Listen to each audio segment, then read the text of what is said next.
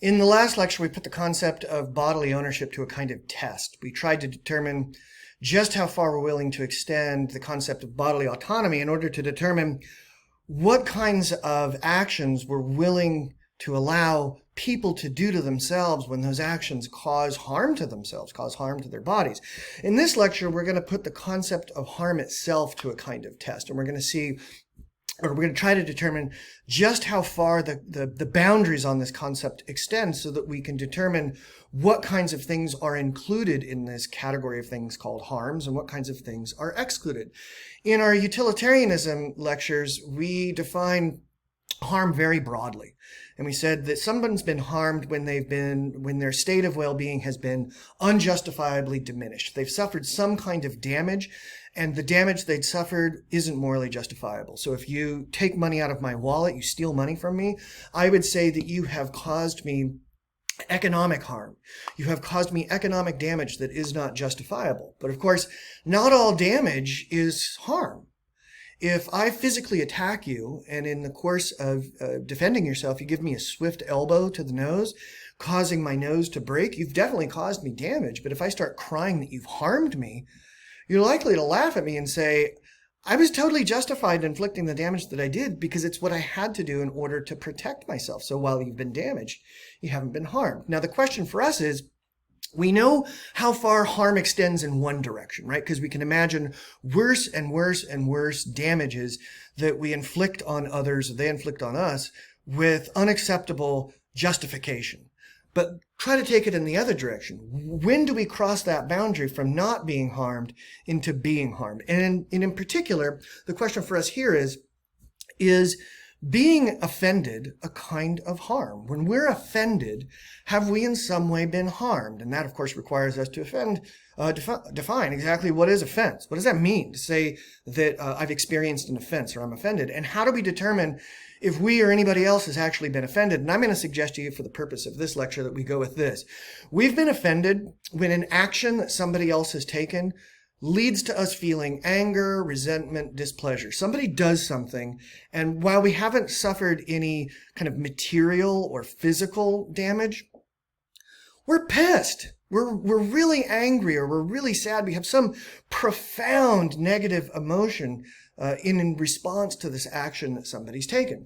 Now, you know that you have a right to not be harmed. In other words, you have a negative right to be free from having people inflict unjustifiable damage on you. And the question for us here is, should you or do you also have a similar right to not be offended? And of course, that question is going to be answered by determining whether or not offense constitutes a harm. We know that harm can cause offense. If without provocation, I punch you in the face, you're going to be not only physically damaged and therefore physically harmed, you're also going to be angry at me. You're going to be like, why did you punch me in the face without provocation? I was doing nothing to you. I feel not only physical pain from the damage that you've unjustifiably caused me, I also feel really angry because of what you've done. Okay? So we know that harm can cause offense. Can offense cause harm? And you see this question answered in one of your readings this week by the Hate Speech Laws article. You see one answer to this question from this clinical psychologist, Lisa Feldman Barrett. And what she says is, if words can cause stress and if prolonged stress can cause physical harm, then it seems that speech, at least certain types of speech, can be a form of violence. Okay?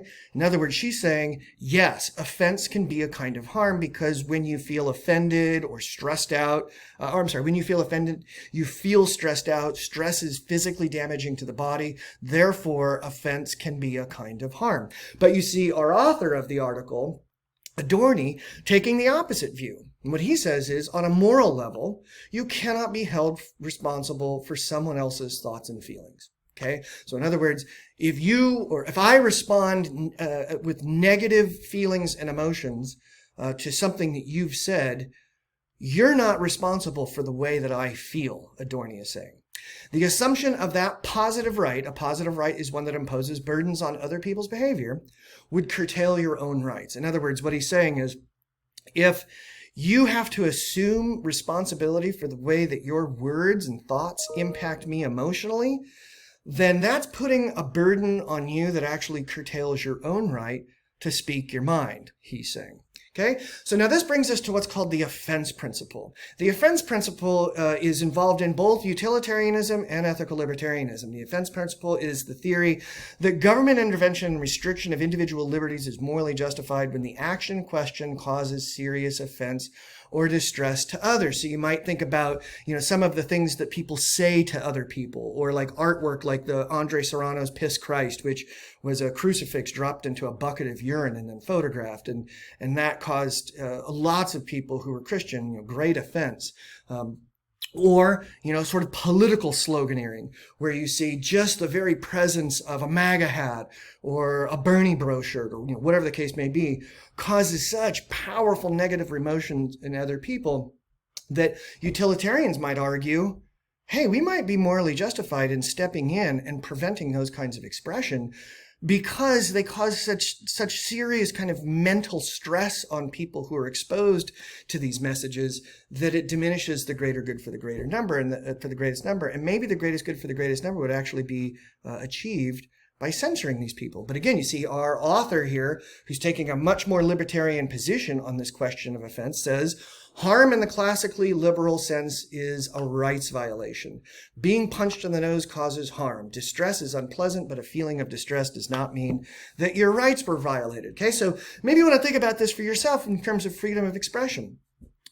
How free should we be to express ideas that other people find deeply troubling and offensive? You might think about the flag burnings, or the burnings of religious texts, or the sort of hateful, racist messages that some people put out. And maybe think about it this way. If you knew that a particular person who worked at a nursing home either was causing harm to patients or was very likely to cause harm to patients, you might determine that you're not only morally permitted, maybe even morally obligated, to go to the owner of that nursing facility and say, hey, you need to terminate the employment of this person because they either have done or are doing something that is causing harm to people.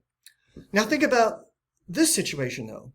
Let's say that you see a post on Reddit that really profoundly offends you, or some other social media site, and you see that this post has been offered by somebody who works at the local coffee shop, and you feel such powerful negative emotion in response to this post online that you go down to the coffee shop and you say, hey, this employee of yours posted this deeply offensive post on Reddit or X or whatever.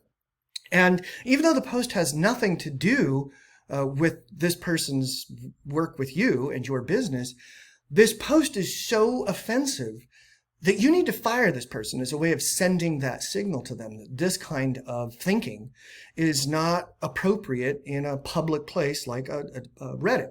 Okay, so maybe think about whether or not in that situation you think you'd be morally justified in going to that employer and asking for that employee to be terminated under those circumstances. And that's going to give you a sense of whether or not you're going to be including offense as a kind of harm. Now you can probably guess the ethical libertarian is gonna say, absolutely not.